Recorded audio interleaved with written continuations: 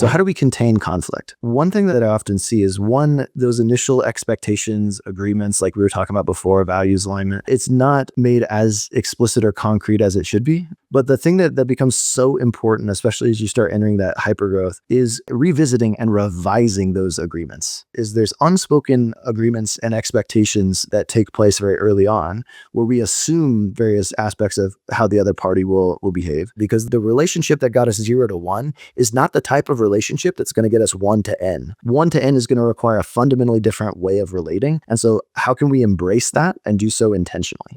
Welcome to the Startup CEO Show. I'm your host, Mark Macleod.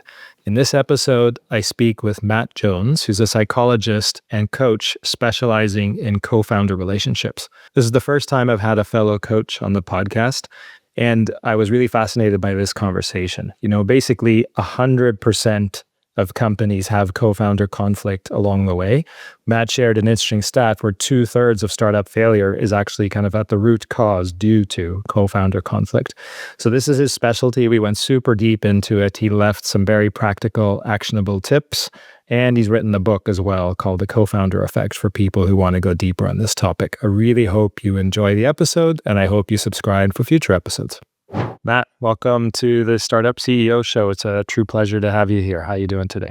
Thanks, Mark. Doing pretty well. I'm excited to talk about all things co-founder related.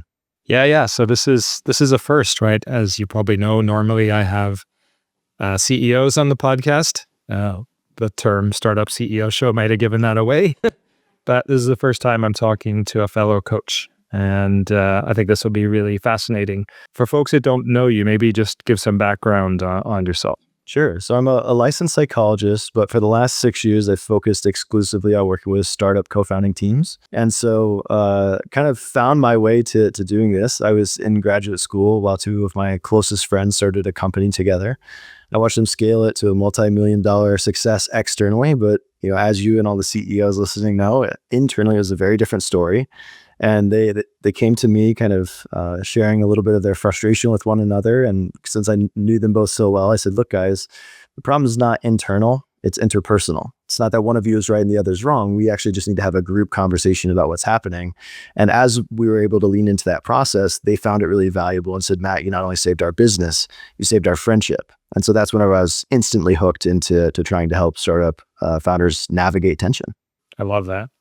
It's funny, I often joke that, coaching's not therapy, but it's not unrelated. And I usually bring that up in the context of like, hey, as you're choosing a coach and as a coach is choosing you, the fit's got to be there because you're going to share shit that you maybe don't even share with your spouse and don't share with your co-founder. But you're actually coming from a therapy background as well, which is fascinating and hugely relevant. Yeah, 100%. And so your specialty is on working with co-founders exclusively. That's right. Yeah. Cool. So let's maybe set the stage, have anecdotal evidence that many, if not most, co-founder relationships break down. But I don't know, do you have any stats on this? Can you kind of set a picture for folks, give some folks some context here? Well, I think the most common statistic that's cited comes from Noam Wasserman's work in The Founder's Dilemmas. And part of what he does, and I'll just actually give you the full context because most people don't know this. They know the stat all about that I'll just say now, which is 65% of high potential startups fail due to co-founder conflict. That's the stat that's most attributed to Noam Wasserman. But actually, as you look into the book, if you read it, and it is a little bit dry and academic, but if you do read it, it comes from a 1989 study that was done where it was kind of a survey where it asked a whole bunch of investors their perception of what caused failure among teams. And it was, in fact, the team dynamics themselves that contributed most often. And the reason I raise this is, one, I think that the landscape has changed dramatically between 1989 to present. Two, a lot of the other modes of failure that we can look kind of objectively and say, oh, well, they didn't achieve product market fit or whatever the case may be, they run out of money. I think there's a world in which those are simultaneously true and valid. And the part of the reason why could have to do with some of the founding team dynamics that might not have been sorted through or certainly not aligned optimally. Right. Yeah. It's funny. I often joke with clients like co-founders, it's like a marriage without the sex, right? At least you have sex in a relationship that can get you through the tough times. Um, I don't know if you saw this, but YC did a study some time ago, just trying to isolate, the different factors of success in a company. And the number one predictor of success was how long the co-founders knew each other prior to starting. Wondering if you've seen that pattern show up at all. I haven't, and part of what's really interesting about it is actually it's related to, but a little bit in conflict with Noam Wasserman's research, where part of what he found is that companies who are founded by friends or family are more unstable than teams founded by people who didn't have a prior existing social relationship. And the reason is because the people with that prior social relationship are more likely to avoid conflict. Whereas, because for them it's a catch-22, right? If you're giving negative feedback to someone and critiquing their professional performance on one level, you might also be hurting your friend, right? And so there's a Right. fear of, oh gosh, like these interwoven dynamics will make things worse. But to your point, I think part of what YC knows quite well is that especially teams founded by people who have worked together previously, whether that's college or actually like a company, whatever the case may be, that actually can be really beneficial because you understand each other's work styles a little bit more. So you don't have to do like a full work trial like you've already done that. And so then it's really a matter of having some deeper conversations to make sure you're aligned on several other really important factors like degree of sacrifice, desired exit, and those types of things as well. But yes, I think that can lead to a lot less initial friction. But it still doesn't mean that we don't need to invest in and trying to be proactive and preventative. But it does mean we can hit the ground running. Right. I thought it might be fun to walk through the whole life cycle, right? Where starting with how to choose a co-founder or co-founders and then how to scale a relationship once the company's up and running. So let's go to the beginning, right? I'm thinking of starting something. I recognize that being a founder is really difficult. And so I want to have some co-founders to go on the journey with. How do I go about choosing co-founders? I think we can talk about this from like an intellectual perspective of like what are some right reasons, right? Like making sure we have complementary skills and maybe they have network effects that I don't have access to that could be really beneficial, access to capital. Like there's different strategic lenses to view this through. And then there's also just the emotional reality that a lot of people will default to, who they know and who they've relied on and who they have in their peer network. And so I think what I tend to see is far more of the latter than the former. Mhm. That makes sense. Interesting. So it's not an explicit checklist of attributes. It's more first degree. I just know these people. It's familiarity, I guess. I would say it's familiarity, and then it does depend on the company and circumstances. I think there's also, especially for non-technical founders, there can be a sense of urgency to find that technical perspective, and so almost an urgency of like, oh, you know how to code, great, like let's jump into things together without actually going through all these other no work trial, no serious questions about values or company building, et cetera. And so there's a lot of skipping levels, let's say, that I think does ultimately a disservice to co-founders as the project becomes real, the financial pressures become real, and then they're ill-equipped to deal with it because they jumped in to a long-term. You brought up the marriage metaphor, a long-term committed relationship with somebody that's going to go through a lot of ups and downs without having that foundation in place. Yeah, 100%. So if I compare that to, I don't know, hiring an executive, I go to hire an executive. First of all, I may or may not engage a search firm, but with or without a search firm, I'm building a pipeline. It's pretty exhaustive. I'm thinking about the attributes of an ideal person, what experience, what background, pedigree, what scale they've seen. I'm reference checking. I'm doing all this shit. That sounds like I'm doing a fraction of that in choosing the co-founding relationship, which is most important. And then, of course, I'm sharing the cap table with these really important people as well. So I don't know, do you recommend approach that's maybe a little more like hiring? I would love that. I think the challenge is, of course, because you're so early, it feels like there's a different level of urgency to create the idea and to make it real. And so again, that's where that kind of scarcity of like, oh, first person who comes by who has that complementary skill that I need, let me just jump in and let's do this thing together. And so you do have to fight that impulse. And I do feel for other founders I've seen too, where it's like they've been looking for years and they haven't been able to find the right co-founder. And so I think there's a reality to some of the challenges in place. But in an ideal world, yes, of course, being more conscious and deliberate and intentional with who you're selecting, I think could be a lot better for the individuals and for the relationship and for the company. Right. Yeah, for sure. My last operating gig was for this company called FreshBooks. And Mike, who was the CEO at the time, co-founder and CEO, would always tell me, it's funny, I'm older than him, but it was almost like this fatherly, like, hey, son, let me tell you this advice thing. There's two things you need to succeed in business and life. Alignment and shared values. If you have that, that's the foundation. You can figure anything else out. And so like alignment, in the case of context of choosing co-founders, if I want to ring the bell on the NASDAQ and you want to build a lifestyle business, we're not aligned. Values, it's just how I make decisions, right? We have to think that through. Ideally, we're not the same. We're not carbon copies of each other. But there should be some overlap, right? We should value similar things. So I'm wondering to what extent alignment and values show up in your work. I think it's a great kind of tool to think about co-founding teams. And so in terms of alignment, I think you need to be really aligned on degrees of sacrifice, like how much time, energy, effort you're willing to put in. And by the way, what everything I'm about to say also can change as you continue scaling. And so that's where we need to have some flexibility to revisit these initial agreements. But yes, degrees of sacrifice, desired outcomes, like do we care about trying to have a lot of control over our business and ourselves and our time, or do we want to play the venture game and swing for the fences and have this massive wealth opportunity? And I think being clear about all that ahead of time is really important. In terms of the shared values too, this is one that I think is very interesting.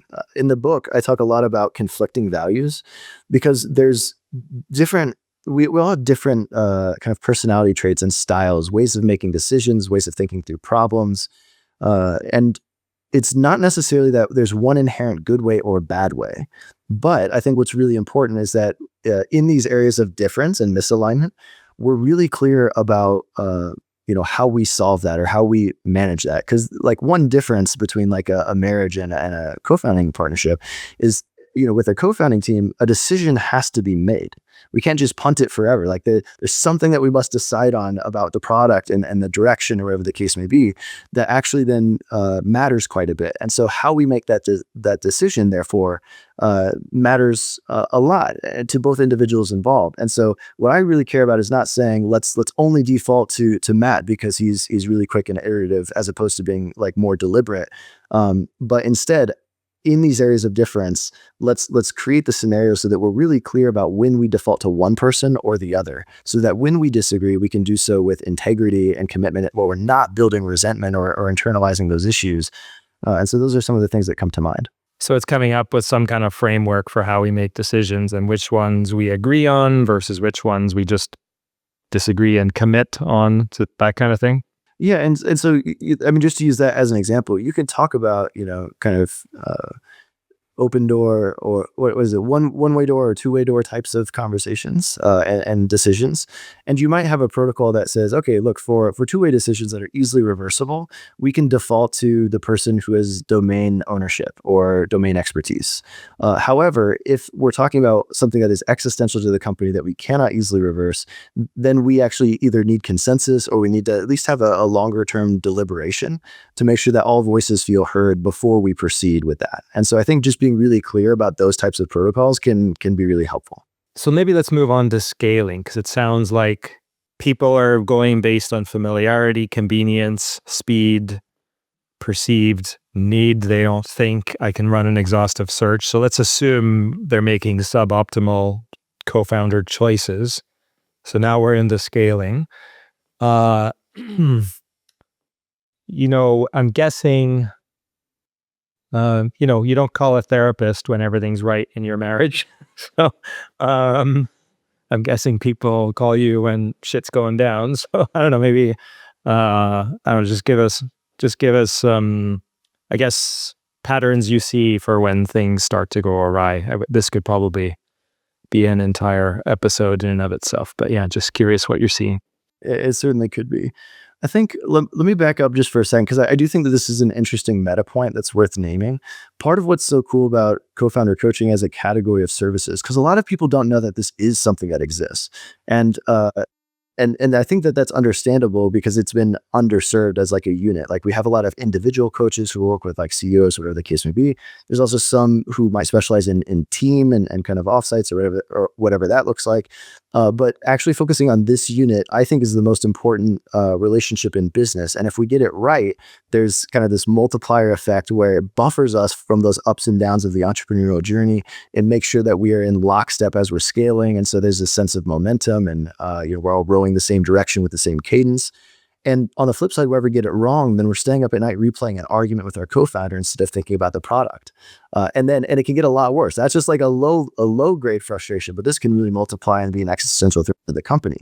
And so I bring all of that up because whenever I started this work 6 years ago, I only found like 5 other coaches internationally doing this work, specializing in it. Now there's 30 as of 2025. And so I'm seeing this growth, which I think to me is very exciting. But some of the signs and symptoms that I see, because people do come to me disproportionately whenever there's a conflict already existing. There are other coaches who specialize in getting things set up before there's a conflict, which is incredible work too. But the things that I see are recurring disagreements.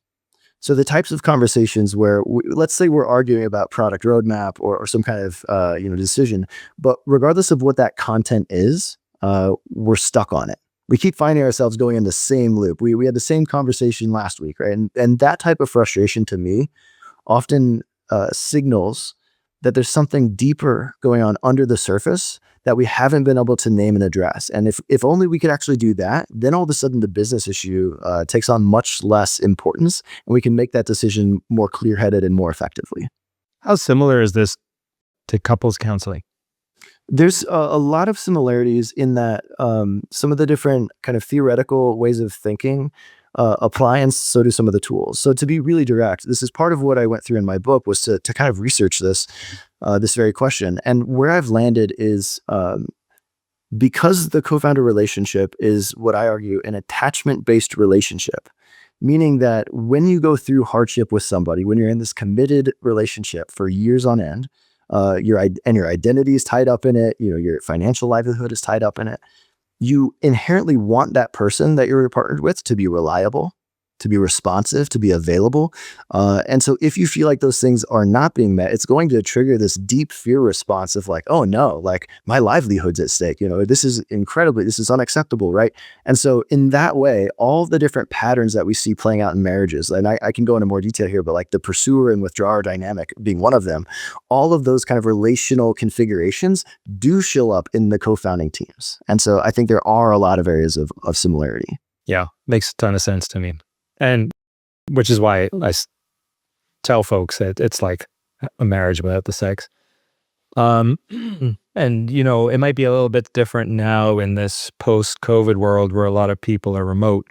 But the other interesting, I guess, comparison between these co-founder relationships and our romantic relationships is we probably spend more time with our co-founders, especially where we were in work, like in an office, right? We spend most of our waking hours working. So again, just really, really important to work on that relationship. A pattern that I've seen over and over again, I'm curious if you've seen it and if you have any thoughts, is where, so you've got a co-founding team, one of whom is the CEO, and of course the others have other roles. And then, I only work with CEOs of companies that have raised venture capital or private equity. And once you go down that path, like a CEO, whether you like it or not, you're getting a ton of input. You've got VCs on your board. They're introducing you to portfolio companies. You're meeting other CEOs. You're basically being surrounded by smart people all the time. Now, some of them are telling you to go right, some of them are telling you to go to the left. That's a separate topic, but either way, you're getting tons of input. And whereas if you're the CTO co-founder, you're not getting that same level of input. And I find almost universally what happens over time is the CTO or whatever, the non-CEO co-founder just struggles to keep up. And I feel like in part it is because they're not getting exposed to that same level of input. I'm wondering if you've seen that and what your thoughts are. See it all the time, especially Series A and Series B in particular. And I think it's exactly right that the CEO gets 10 times the input easily. And I think part of where I see this, and of course, especially within CTO, not to like stereotype, but there's also different options there where some people might want to stay more in the IC as opposed to going to more of a manager type of role. And so I think that's a transition to pay a lot of attention to and to know yourself really well about your areas of interest. But I agree that actually to continue scaling as a non-CEO co-founder requires an extra investment in self-growth, in kind of getting your own executive coaching and starting that process, sooner rather than later. And I think it requires seeking out more of those growth opportunities in such a way that's more inherent and natural to the CEO position. And I think without that, it can create a lot of challenges, especially as the organization grows. If that non-CEO co-founder is not getting feedback, I think that's something else that I see as being really important, where all of a sudden they kind of get put on this island where they're, the CEOs, people are back channeling, telling the CEO issues with the CTO, as opposed to going direct to the CTO. And I see that as being, it makes this issue that you're pointing out so much worse. And so I think there's also a need organizationally and from the CEO's perspective to always coach people to go back to the source and to not isolate this person. Yep. Yeah, for sure. So maybe let's talk about the causes of co-founder conflict. I think we've identified a couple. One is, well, probably the biggest one is you don't realize it out of the gate, but you just have the wrong co-founder. Not same levels of input or just investment in their growth. What are the other big kind of causal factors here? I mean, there's many, and I guess just to back up for a second, lots of different arguments can take place. Various topics like roles and responsibility, equities and compensation, kind of hiring and firing dynamics. Like there's a strategic alignment. Like there's all these different buckets of categories that we argue about. But at root, I think part of what's often happening is that we're speaking different languages. Where one person is arguing about, we're arguing about product roadmap, going back to the example, but what's happening under the surface can be things like power disputes, where I feel like I ought to have more of a say in this decision-making process. Could be things like recognition or not feeling like my contribution is being really valued and appreciated. And so I'm like fighting to have that acknowledged more. It can be things like closeness where I feel like you're micromanaging me. And so I actually want you to like step out of my lane, but we're talking about roles and responsibilities, but what we're not naming is that I actually don't feel like I want you, as close, or whatever the case may be. And so I think a lot of the job as, from my perspective as a coach is getting teams to transition from that what I call operational language to psychological language, to be able to talk about some of the unspoken emotional dynamics, because if we can do that and unlock it, like I said before, it can make the actual business decision so much easier. So how do you help folks make that transition? So I created a system called the Co-founder Conflict Navigation System, and it walks teams through how to prepare for challenging dialogue, and then like the actual conversation itself and how to structure it, especially if tensions are high, and then how to build systems of accountability to help the partnership scale after those types of conversations. But I think really it comes down to first, I think it's building awareness. And in particular, what I mean is, sometimes I use some diagnostics. Like I have this thing called the Co-founder Satisfaction Index. It's a measure I create. Gives me a high-level snapshot of the strengths and weaknesses of the partnership. And so as I kick off an engagement, I'll share an overview of where they're aligned and misaligned across multiple different domains. There's stuff like that can be helpful. But I think more than anything else is pinpointing the moments where it's like we're two ships in the night just passing each other. Like what happened, in that moment. If we can examine it and then discover it together, that exact moment, then we might have a better hypothesis about those dynamics going on under the surface and how to change them. For some people, by the way, I think this is quite difficult because, whether again, not to stereotype, there's some personalities that I've seen very detail and process oriented who kind of care ruthlessly about efficiency, but might undervalue some of the touchy feely stuff that I'm getting into.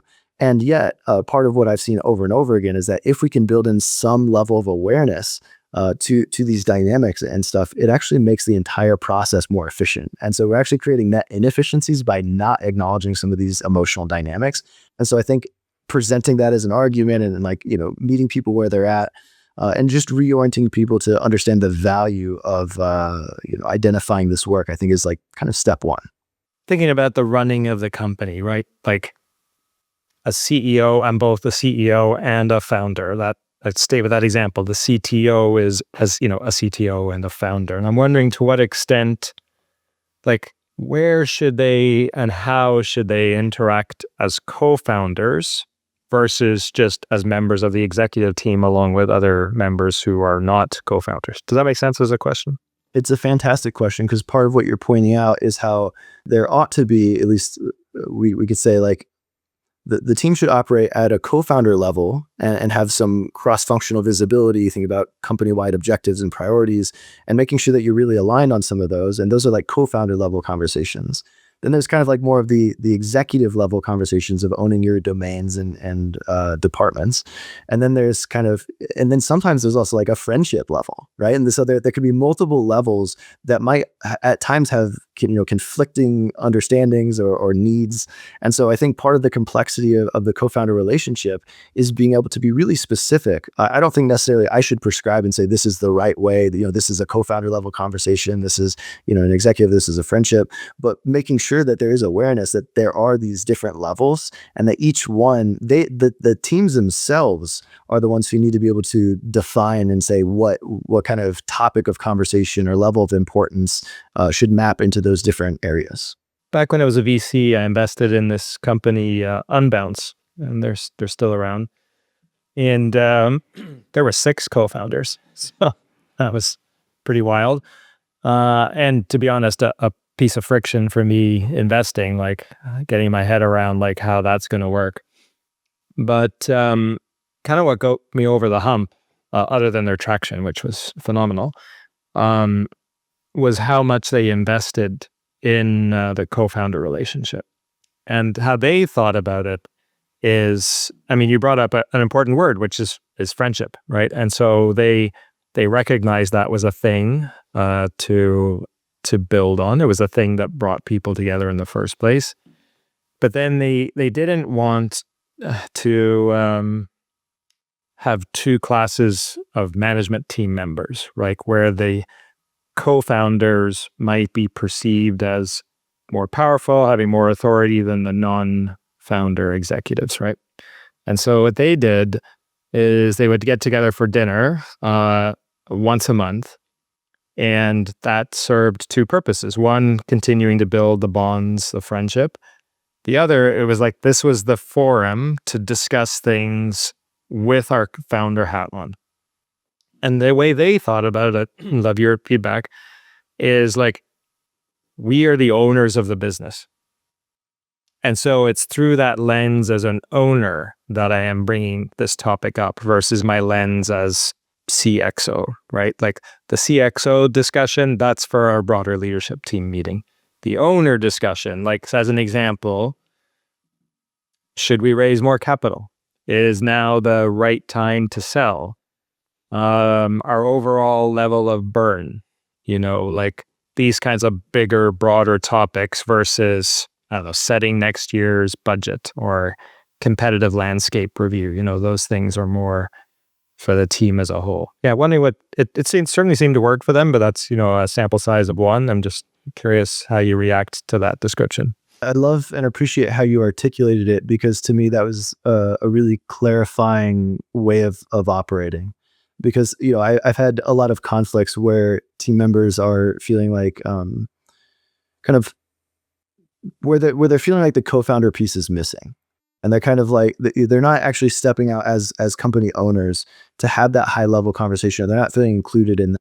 And so I think, part of this ritual of meeting once a month for dinner is a powerful one that maps onto broadly what I recommend for all teams, regardless of kind of size or scale. And I call these co-founder dates. And the reason I call them that, just for context, there's the obvious marriage parallel here to the Gottman State of the Union meeting. The reason I call them dates is because I was describing this to a team once, and they said, "Matt, like, sounds like we're like an old couple who like lost the spark, and you're trying to get us to date Yeah. again." And I'm like, Yeah, date night. "Yeah." I'm like, yeah, it's not too far off. And so it's basically I talk about these meetings again, kind of having a dual function, and I'm curious to hear your thoughts because it's very much related and maps onto what you're just describing, which is at once I want to be doing something that is kind of not work related. So for some teams, this is going on a walk, a hike, playing games, playing video games, pickleball. Like I've kind of seen different versions of what this looks like for the team, but doing something together outside of work. And then the secondary component is all about meta communication. So talking about how we're communicating, how we're working together, how we're making decisions as a team. Because my theory is like much like that kind of adage of not working in the business, but on the business. Similarly, I think we need to be working on the partnership and not just reacting within it. And so part of this is Amen. asking each other, how are we doing? How are we communicating? And if we can create that space and dialogue to think about that and talk about it, it opens up the opportunity to change it. And so that's part of what came up as you shared that. Yeah. Oh, that makes a ton of sense. As you were describing that, I was like, that kind of meta, working on the relationship, to me is something that should be done not just between co-founders, but the exec team at large. Like, if I were to boil down the root of every issue and every opportunity in a company, it's people. And a CEO is only as strong as the people that report to the CEO. That's their leverage. And if I had a pie chart of all the topics that I discuss with my clients, by far the number one topic is their leadership team. Who was great, but is no longer great, who's missing the skills. They may or may not be co-founders, it kind of doesn't matter. So, and there are separate, considerations with co-founders. A thing that I push my clients on is don't treat your co-founder any differently. Like they're subject to the exact same quality bar and the same standards as everyone else. And if they're not, your other leaders will see that and it'll be a bit demotivating. So tough. So anyway, just made me think that kind of meta working on it could be applied even more broadly. I completely agree. And I really appreciate the point too of holding your co-founder to that same standard, because I agree that not only is it demotivating, but I mean, that sends like such a negative signal because it's immediately undercutting, whatever type of cultural process you're trying to establish. Yeah. So, and that just compounds, right? Like if you don't fix your problem before you scale, you'll scale your problem. And so in a situation like this, I often see teams where, there could be a reluctance, again, especially due to the fear of how this might impact their friendship. I also work with teams where they're, related or they're dating or whatever the case may be. And so when there's a fear of kind of giving this difficult feedback and it compounds, and this is just a brief tangent, I call this emotional debt. Because these little moments where there's misalignment and something's not being discussed, it ultimately ends up building the frustration. It acts like a magnet where all these other negative thoughts and feelings come and kind of coagulate is the word that came to mind into it kind of hardens into resentment. And that resentment is quite toxic. And so then it'll come out in these more intense ways that then kind of actually creates the very problem you were trying to avoid, which is pushing the person further away. I bring all of this up because if you're not giving that person feedback, it like we were saying before, it isolates them. It decreases their probability of success to continue scaling. And then, yeah, it kind of demotivates everyone else. And so I agree that this actually is a massive problem if you're not being proactive in some of these conversations. And so if you're making exceptions for your co-founder, you're ultimately doing a net disservice to your company. And I see a lot of teams, I'm working with a team presently, where this has been a problem for the last 3 years. And they're still reluctant as a co-founding team to face it. And yet it's leading to employees burning out, to employees kind of playing this parentified role of intervening. And it's actually toxic, and it's contributing to their lack of success. Yeah, no, makes a ton of sense. I'm curious, you've come at this focus that you have from the psychology background, happened to get connected to some co-founders, found this fascinating. Now you're in this startup world. And whereas I came at it totally differently. I was in the startup world since the 90s. At this point, it's all I know. I'd be useless outside of that context. And so I'm just curious, like, what are your observations on the startup world? Because I think we do some batshit crazy stuff. Like, there aren't other verticals where you just, I don't know, set a few $1,000,000 on fire every month. So it's like, yeah, what are your thoughts about this crazy industry that we're now both in? There's elements of it that I really love and appreciate that feel aligned with like the teams that I love working with are those who are led by people who at their root just want to grow. And it's like, I want to grow personally. I want the business to grow professionally. I want to make an impact on the world. Like, just everything is about growth. And so that means doing self-work along the way to make sure that I can fulfill this mission. That's something that I find deeply inspiring, and that deeply resonates with the core of my being. There's also, like, kind of, some shadow material here that I think is challenging in the startup space of, whether that's kind of avoiding our own relational traumas and wounds and trying to kind of get away from them through this achievement and grandiosity. There's also, like, in this space, one thing that I find really frustrating is, just within my work in particular, a lot of teams will give me testimonials but make them anonymous, not because they're not proud of the work, but because they're afraid of sending a negative signal to investors. And so I think, again, there's like this stigma, like, oh, we're going to say that there's something wrong with us by kind of endorsing this work, when in fact, I could argue the opposite. Not doing something is far more of an issue. Doing something about it is definitely going to improve the likelihood of success. And so I think that there's elements like that where I think part of my biggest challenge are the ways in which I see some hypocrisy or misalignment between supporting founders and saying, yes, we're pro founder mental health. And then on the other hand, the way that some of the, perhaps also from the VC side of things, there's different incentives. And so some of those are not always in complete alignment.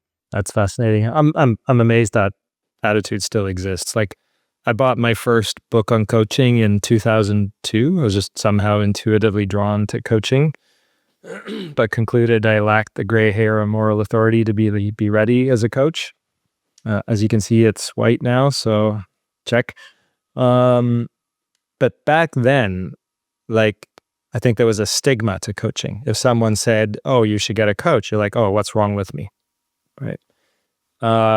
Whereas I feel now, it's just like, oh, yeah, you're investing in yourself. Like, you recognize the stakes, and therefore you're investing in yourself. That's great. And probably half of my clients come from VCs. So I don't feel like there's stigma there. Now, when I think about it at the co-founder level, it's inevitable. Like, I bet you if you polled a VC, they've got co-founder conflict in 100% of their companies. Like, you can't, I don't know, double or more every year and not have some friction along the way. So I'm just surprised that there would be any resistance at all on either side, like, to the notion of co-founders working on that relationship. Yeah, and I'd be curious. I mean, just in transparency, as I've talked to a lot of, it could be like, another way of saying it is internalized fear on the founder's part that may not be based in the reality of the situation. On the other hand, it doesn't make the kind of fear or stigma that's been internalized less real, kind of on the founder end. And so, yeah, it is an interesting setup where I certainly agree that on the individual level, individual coaching does seem to have, like, green light, full support. I still do have questions about the co-founder piece too, because whenever I do have talked to various investors, it seems like a problem that is ubiquitous, that's seen, but again, I don't necessarily see a whole lot of desire to support co-founding teams because it's almost looked at perhaps as a lost cause. Like if the team's not right, then this just means this is not going to work, and this is just the 6 out of 10 that won't have any return at all, and so I'll just move on to the next. Yeah, there's a lot of pattern recognition going on there, right? For better or worse. One of my companies I was involved with early on was Shopify. And Shopify is one of the few standout examples for me where the 3 active co-founders were crushing it in C-level roles at the time of IPO. And I've thought about why that was. It wasn't just that they were smart people. Yes, they were very smart. But they all got coaches early on. Toby, who's still running it, he was the first to get a coach. At one point, he had 2 coaches, but his first coach started coaching some of the other C-level leaders. And then they brought that person on, and he built out a coaching department inside Shopify that they call talent acceleration. So it's a thing that's separate from HR. And it was born out of necessity. At the time, they were based in Ottawa, which is a really small town, and there just wasn't talent who had seen their scale, so they had to create it. But you couple that, like an investment in coaching, with revenue growth. So the thing I tell my CEOs all the time is you can have all the coaches, all the advisors, you could read all the books, all the blog posts. It's all useful. But the single biggest thing that will grow you as a leader is to unlock revenue growth and hang on for dear life. The biggest recent example of that is Lovable, which went from 0 to 100 million of revenue in 8 months. Now, anyone from the outside looking in would say, anyone who can grow that amount of revenue in 8 months is clearly a great leader, but it's chicken and egg. That person now has experience that they didn't have 8 months ago just because they unlocked the flywheel and just hung on, When you're not growing, when you have these really smart people and they're beating the head against the wall and you're not growing, that of course is going to create conflict. Especially when you raise capital, you got these tensions and expectations.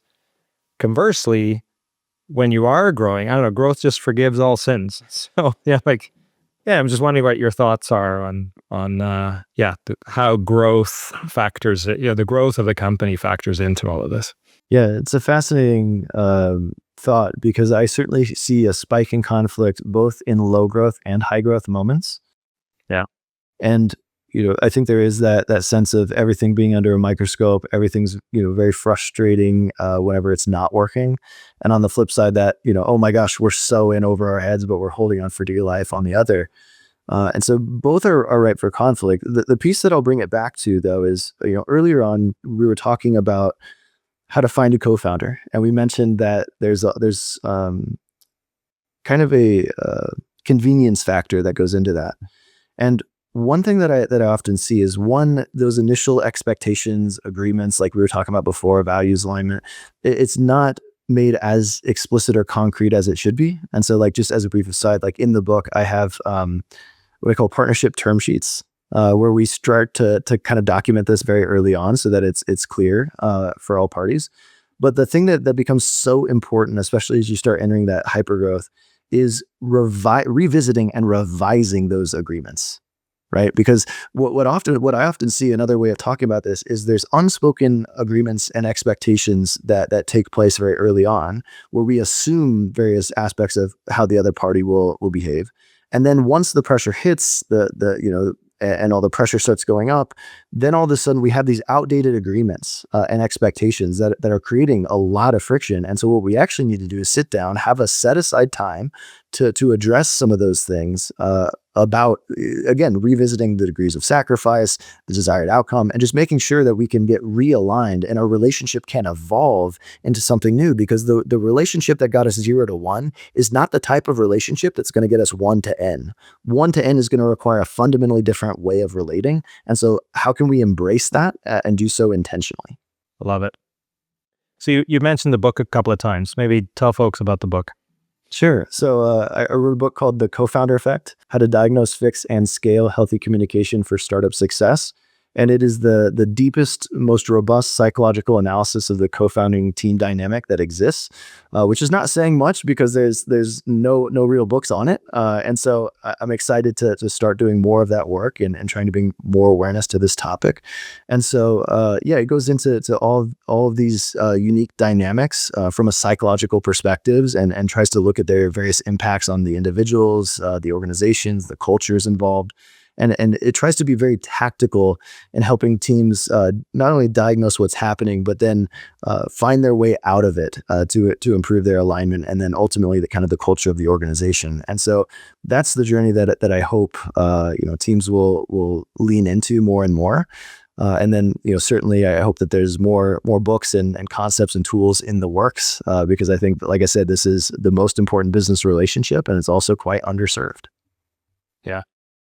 How epic was it to write a book? I write a few LinkedIn posts here and there, but writing an entire book is a bigger undertaking.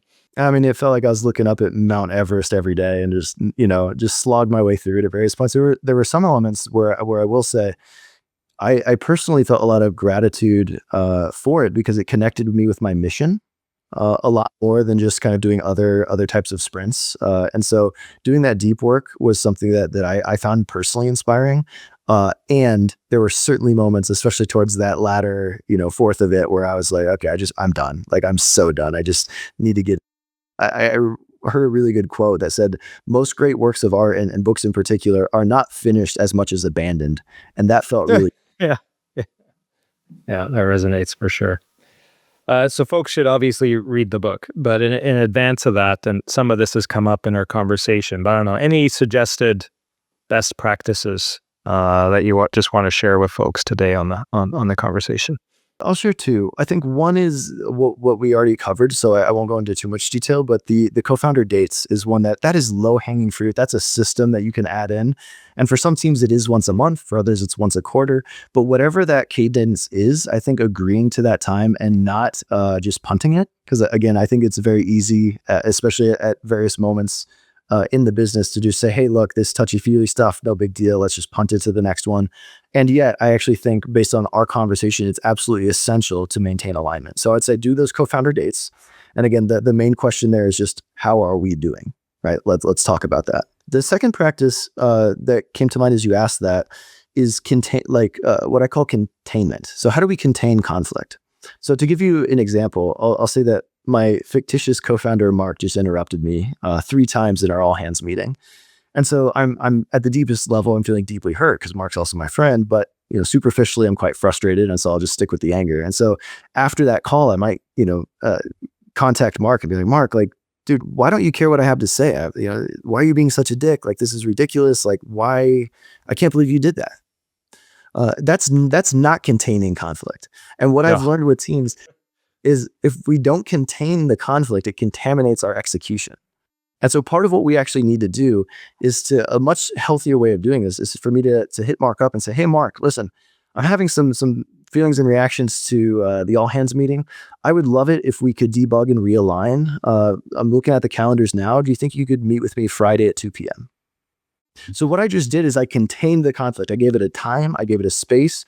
Mark now knows that Matt had some type of reactions to this, and he wants to process those with me. And so then that helps us both enter that dialogue with more clarity, more intention. It gives me a chance to kind of center myself a little bit. And then I might try to stick on my side of the net and say things like, hey, Mark, when you interrupted me those 3 times, I felt really frustrated because to me, it's absolutely essential that you and I are, presenting a united front and that we're in lockstep to our company. And so are you open to adding another 5-minute sync before the next one, just to make sure that we're aligned before we actually kick things off? So now Mark can hear that. He can digest it. He can respond more appropriately. And that makes the entire process of conflict something that is healthy for the organization and for the people involved. And so I think if we can make that shift, then that's what I see the most productive teams. It's not that they'd never have conflict. It's that they've learned to have them more effectively. I love it. Well, people should obviously go read the book, but if they walk away even just implementing those 2 things, they're going to have gotten a ton of value from this. I really enjoyed having you on the show, Matt. I think there's lots of coaches out there, but you've picked a pretty interesting specialty. I wanted to have you on because you and I interacted before, but you have that distinct specialty. You've got a TAM that includes, I think, every startup out there because every startup has co-founder issues. So yeah, I think it's fascinating. For folks who want to learn more about you, how do they find you? Sure. You can find me at cofounderclarity.com. That's my main website. You can find the book there, some additional tools, a couple free downloads. Or if you want to look for the book on Amazon, again, just type in the co-founder effect and it should pop up for you. Amazing. Thanks for coming on the show, Matt. Really enjoyed it. Hey, thanks for listening to the Startup CEO Show. If you'd like to connect with me, be sure to visit my website at markmacleod.me or follow me on LinkedIn at @themarkmacleod or Twitter at @markmacleod_. And if you want to tune in again next week, be sure to subscribe on YouTube, Spotify, Apple, or wherever you get your podcasts. We'll see you next time.